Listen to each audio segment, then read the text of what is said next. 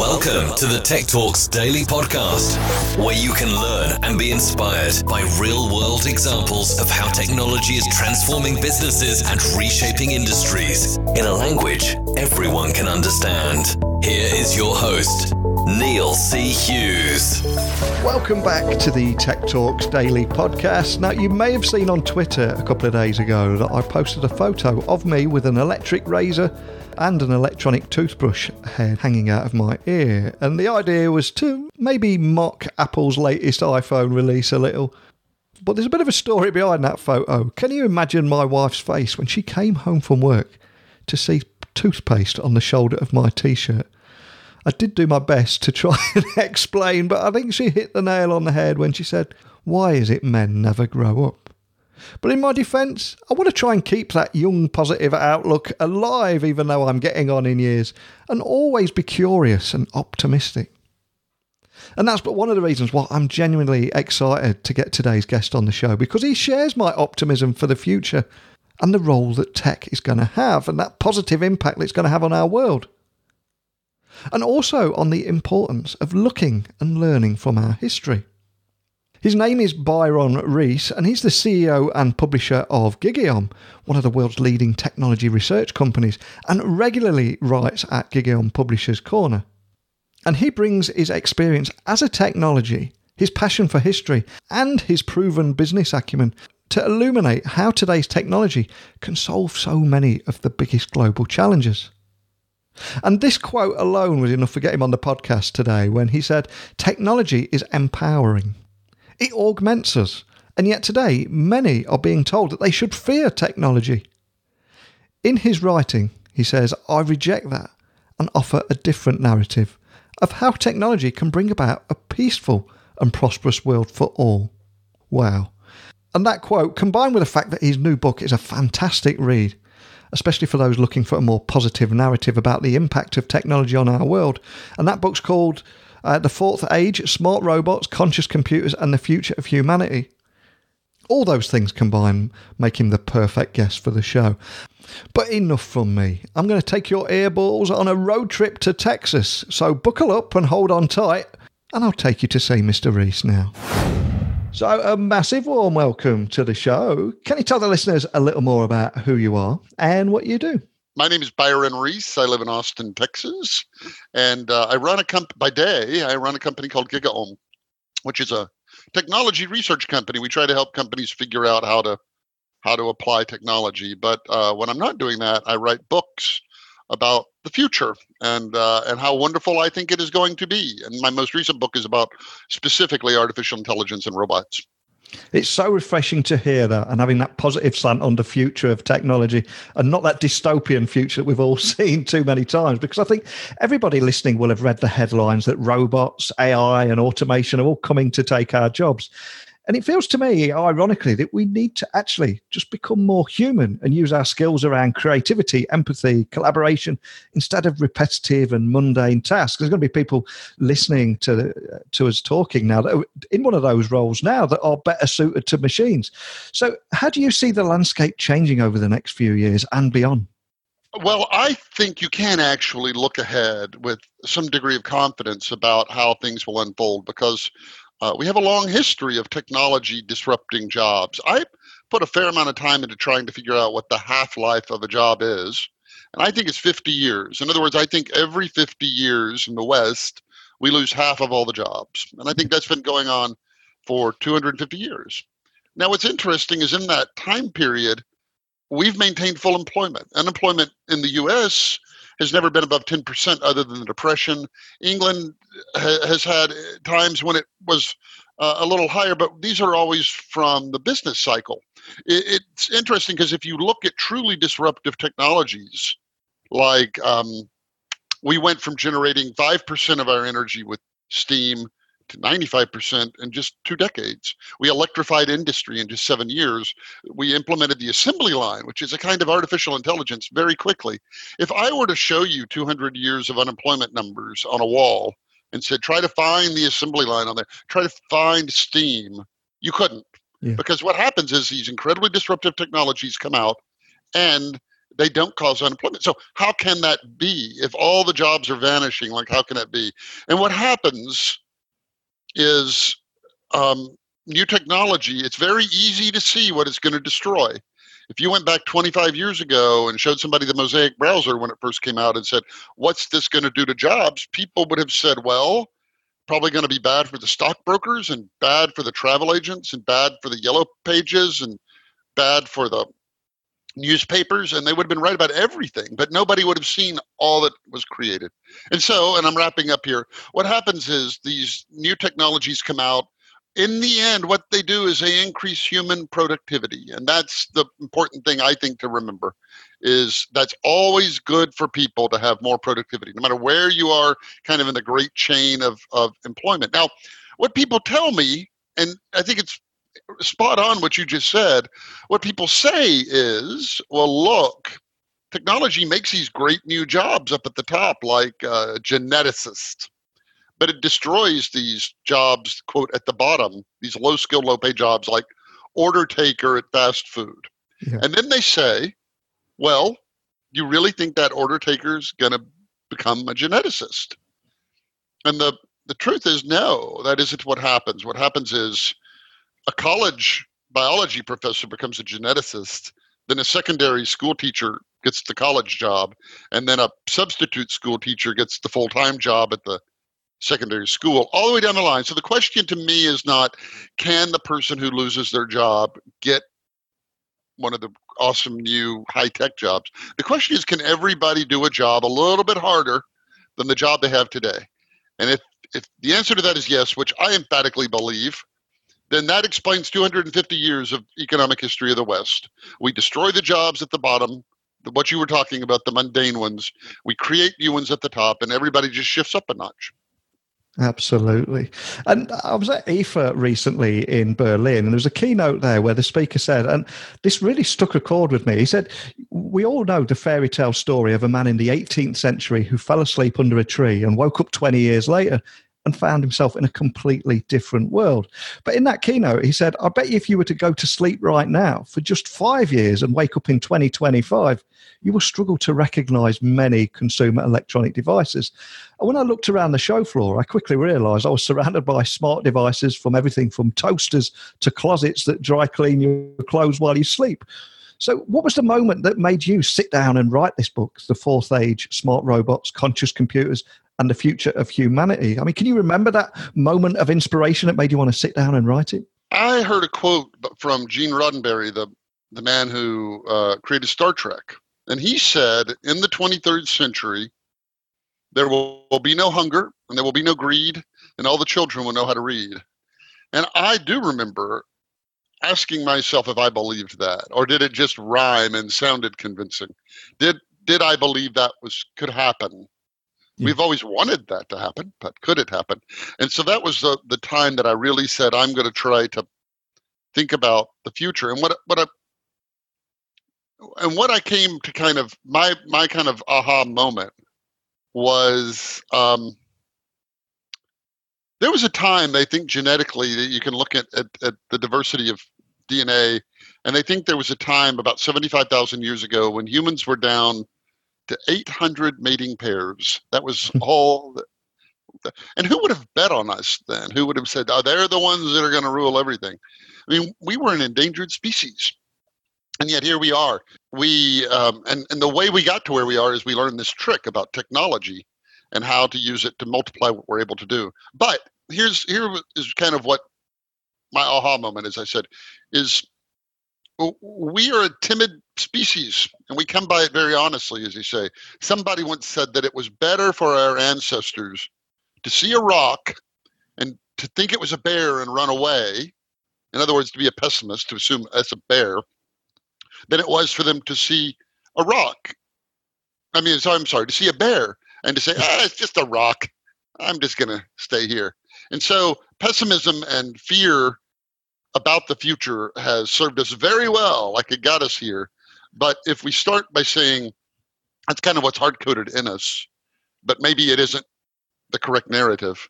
So it was those two things. It was like, do I believe in a better world? And are we maybe predisposed to worrying about rocks that we just think are bears, but they're just rocks.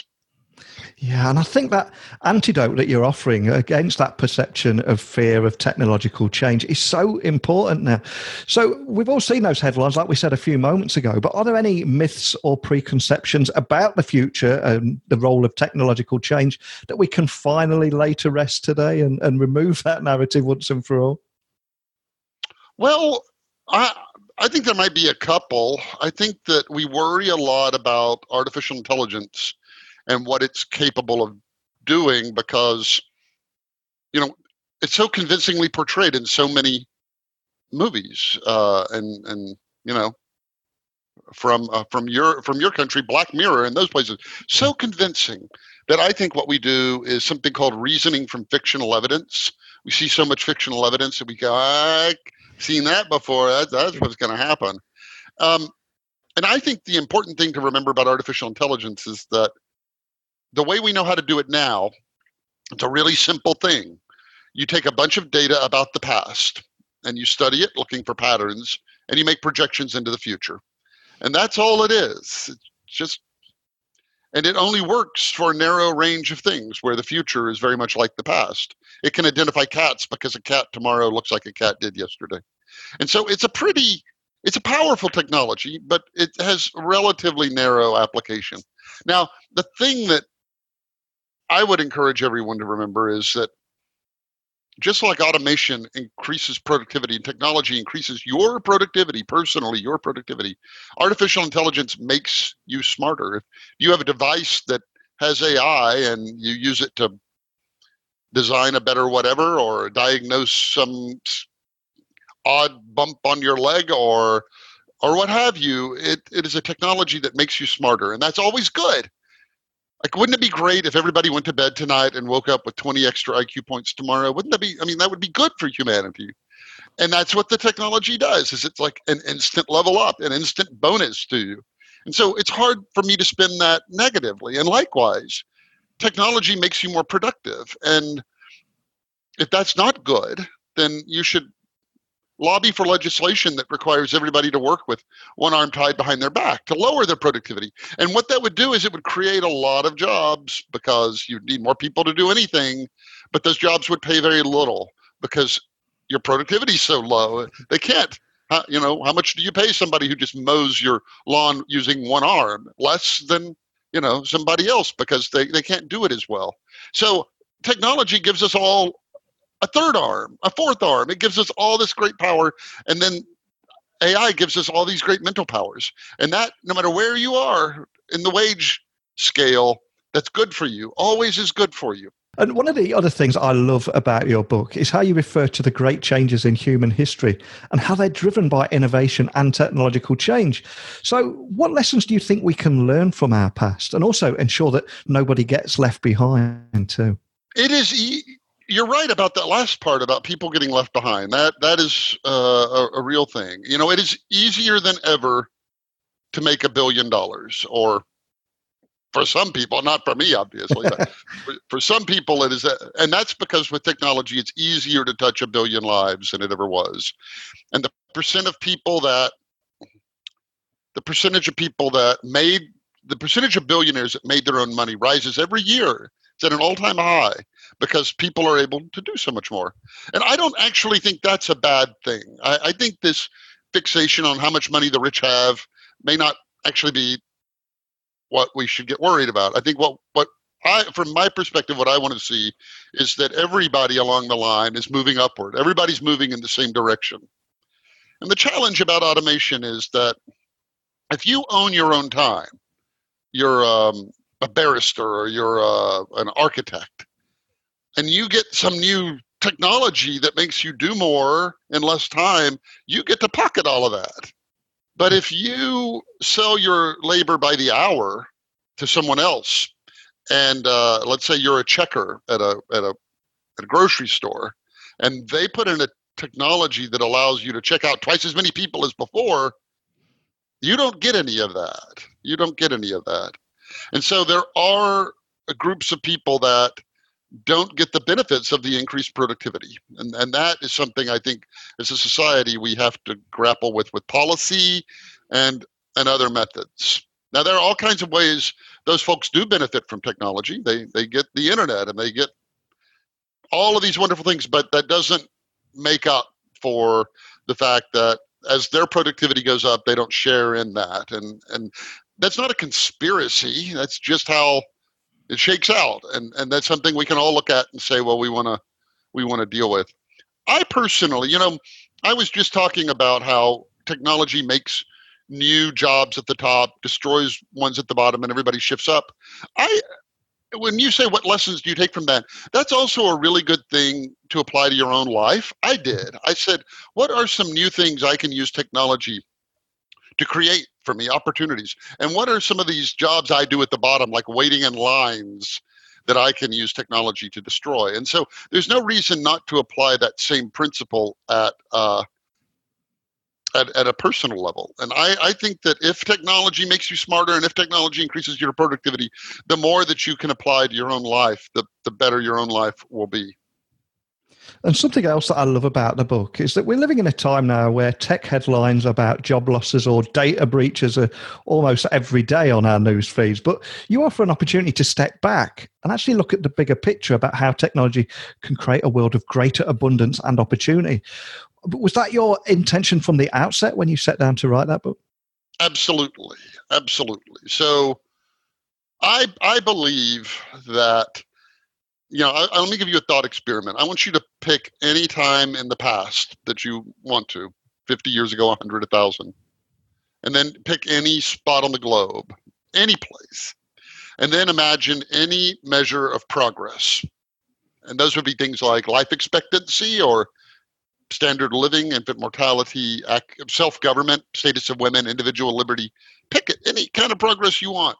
And almost without exception, and there are a few exceptions, wherever you pick, anytime in the past, by any measure, things are better there right now than they were back then. And so I look at the span of human history and see 100,000 years of progress driven by increased productivity, empowered by technology. And yet, as you have pointed out 2 or 3 times on this conversation, we're starting to not believe it.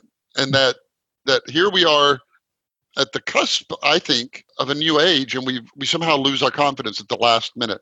If you think about it, there's all kinds of problems in the world that don't have to exist. They're just technical problems. Now, there are a lot that aren't technical, like there's bad people in the world, and there's racism and hatred and all these other terrible things. But there's a bunch of problems that just are technical. Disease is technical. You don't have to have sick people. Poverty is technical. You don't have to have poor countries to have rich countries. Yeah. Hunger is a technical problem. The earth does not strain to feed its people.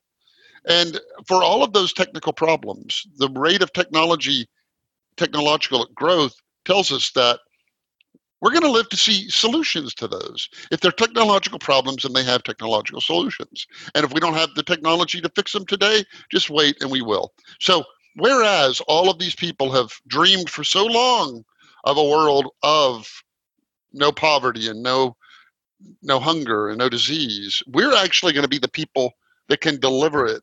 Why? Not because we're like smarter or better. We just happen to be the ones born at this moment where we have technology that can do all of these things for us.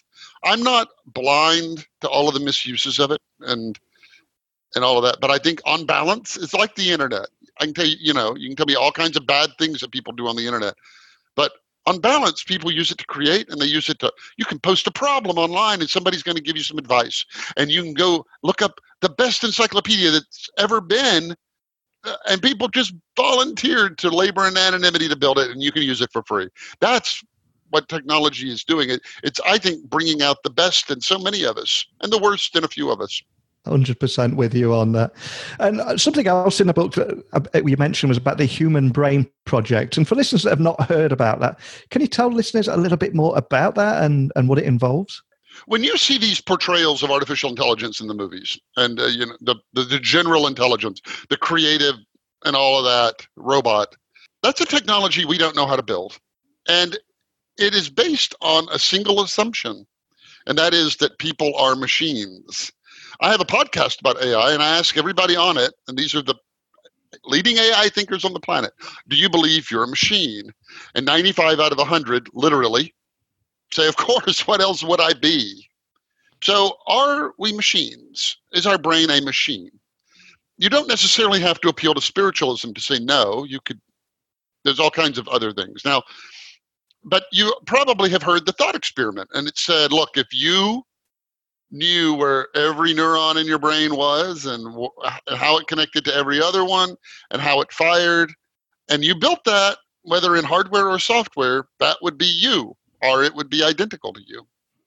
So that's an oversimplification. The Human Brain Project is a multinational European effort that has received billions of dollars in funding that's trying to emulate a human brain with computers, very much saying maybe the pathway to general intelligence is not to imitate humans, but maybe it is. And we know of one thing with general intelligence in the universe, and that's our brain. So why don't we try to build a human brain using computers? And hopefully we turn it on and it says, ta-da, I'm alive. But maybe it won't. And that's what nobody knows. It's like I said, a very well-funded effort with a lot of smart people. And it's too early to tell, I think, what's going to come of it. And there's another great quote in the book where you said, who would have thought that when you connected a bunch of computers together and allowed them to communicate using a common protocol like HTTP, it would actually create trillions of dollars of wealth in the forms of Google, eBay, Amazon, etc. So what other opportunities are ahead for people listening to use and actually have that positive future mindset and prepare for those changes ahead?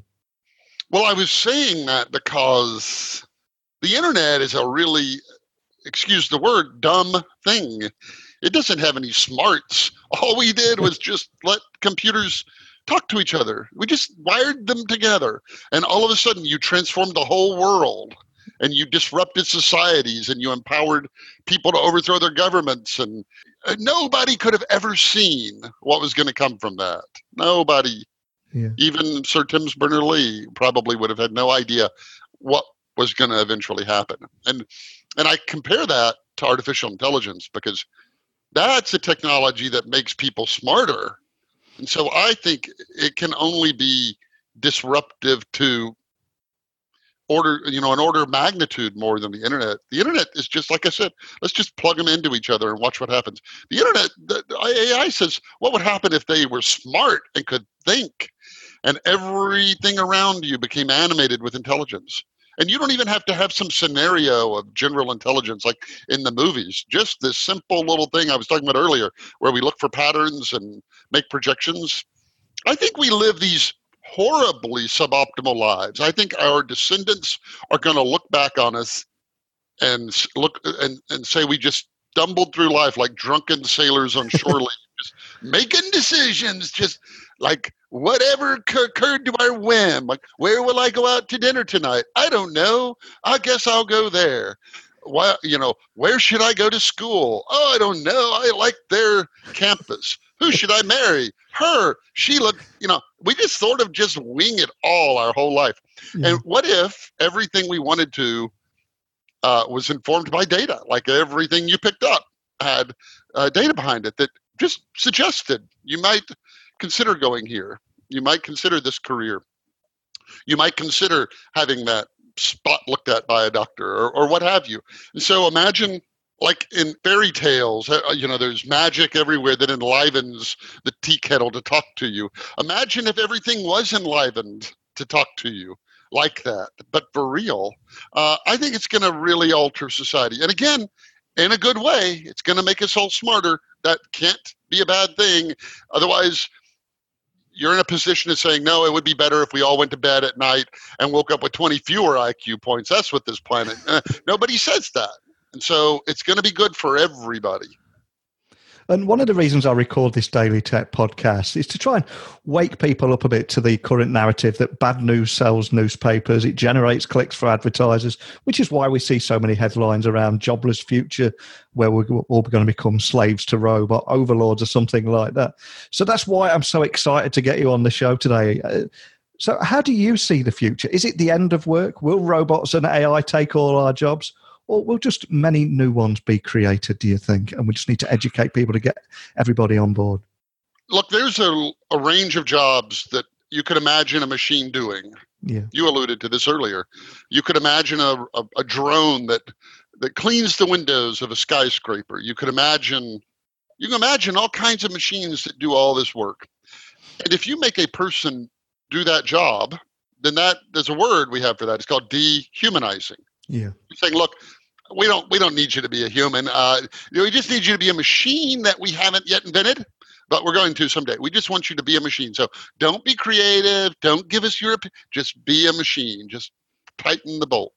And those are terrible jobs. And those jobs are all going to go away. Everything a machine can do, we will build a machine to do. That being said, it's disappointingly few jobs. I have a Will a Robot Take Your Job quiz on my website, and I ask 10 questions. And very few jobs come back. Like, you'll never have a robot plumber. Like, a plumber's got to come into a different house and size up the situation and figure out where that part went. I mean, robots can't do that kind of stuff. I mean, like, we're pleasantly surprised when they work in the simplest task. Anything that requires empathy, anything that requires any creativity, anything that requires mobility, any job two people wouldn't do exactly the same way. That's really it. Would two people do the job exactly the same way? Well, that's probably automatable. But if two people would do it differently, then it probably isn't. I don't believe machines can be creative. I don't believe they ever will be. But consensus is that they're not going to be anytime soon. And when I look out my window, I can see a world of things just literally out my window that need to be done. There's a wall that I would love to have a mural painted on, and there's a median outside that's overgrown with weeds, and there's a school across the street from me that has a kindergarten and doesn't have enough teachers for the kindergartners. I mean, everywhere you look, there's stuff that you wish there were just people who could do that. And so I think that's what's going to happen. There was a guy named Maynard Keynes who wrote an essay 100 years ago, and he said, hey, in 100 years, GDP will be up eightfold, and so people will only work 15 hours a week. And the interesting thing is he was entirely right about real GDP. He like nailed it. And yet we don't work just 15 hours. In fact, everybody has probably had that thought about, wait a minute, I have all this stuff that increases my productivity. Why am I still working so hard? And the answer is that if you were willing to live at 19 standard living, you could work 15 hours.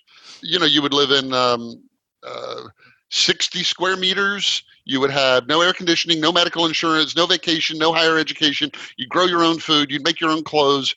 If you want to live like that, you can probably do it working 15 hours a week. Most people don't. Most people want. And so what has happened is, while human needs are fixed, human desires are not. So I don't think we will ever stop working.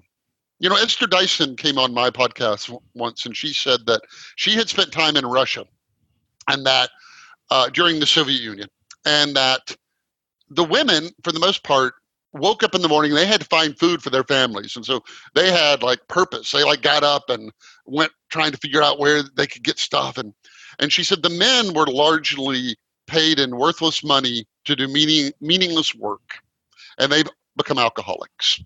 And she said, you know, a world bereft of some purpose, just you end up being like the men in her kind of parable. So I think we will continue to work because we want, you know, the latest fusion reactor car, and we want the floating house, not the one that's just stuck to the ground, and all these other things. And I think work is good for people. And I think that there's many jobs only people can do. But to your earlier point, we have to make sure that everybody's given a shot at it. Like, I have little doubt that right now in the world, there's a little Leonardo da Vinci or a little Marie Curie living in some part of the world where 90% of life is just about survival. And those kids will never achieve their actual maximum potential. And that's the tragedy of our age. And that's the thing. The technology is all going to solve itself, by the way. Everything I have just said, I believe, is inevitable.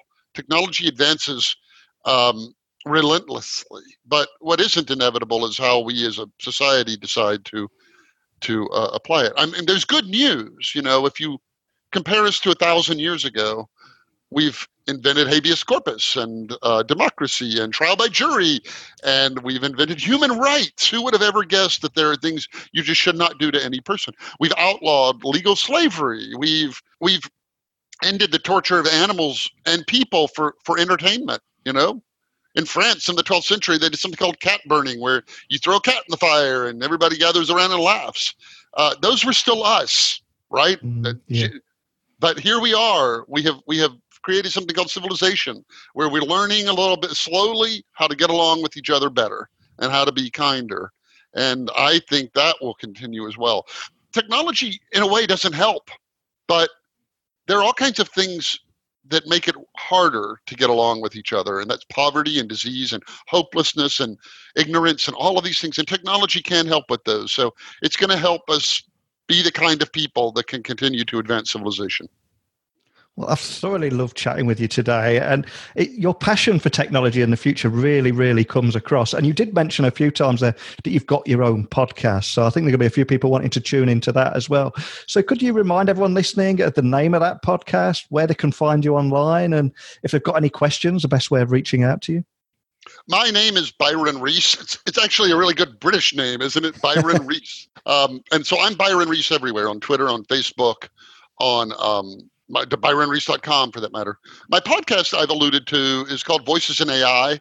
It's a little dry. If you're not really into the topic, it might be dry. It's, two people having a reflective and contemplative discussion about artificial intelligence week after week after week after week after week. So it isn't anything like Neil's podcast. It's a very contemplative one. So if you're interested in AI, I would recommend it. If not, I probably wouldn't. You gave it the hard sell there, didn't you? I just hate to tell people. My book, on the other hand, The Fourth Age, that is much more about like the future and how it might unfold. What I try to do in the book is try to dissect all of the assumptions underneath all of these technologies, and I really don't try to sell anybody on my viewpoint. I don't even think you can reason my viewpoint from it. I just try to say, if people are machines, this is what's going to happen. If people aren't machines, this is what's going to happen. If the self is just a trick of the brain, this is what, it really tries to, I'm not selling anybody on anything. I'm just trying to be a guide into this world of tomorrow and offer a few pointed suggestions where I think I can. Well, I cannot thank you enough for coming on today. There's one line that you mentioned earlier in this podcast that in future tech articles I'm going to write, I must warn you, I'm going to quote you in this several times, which is reasoning from fictional evidence. It's a great line, and something that I see again and again where people will reference 1984 or Terminator 2 and cite it as fact. But like you say, it's just fictional evidence. But so many valuable takeaways today. I'll put all the links to your podcast, your book, and your website on the blog post that will accompany this episode over my website, techblogwriter.co.uk. But more than anything, just thanks for joining me today, Byron. Really appreciate it. I had a great time. Have me back anytime you like. Using 100,000 years of human history as his guide, Byron has explored the issues around artificial intelligence, robots, consciousness, automation, the end of work, abundance, and immortality.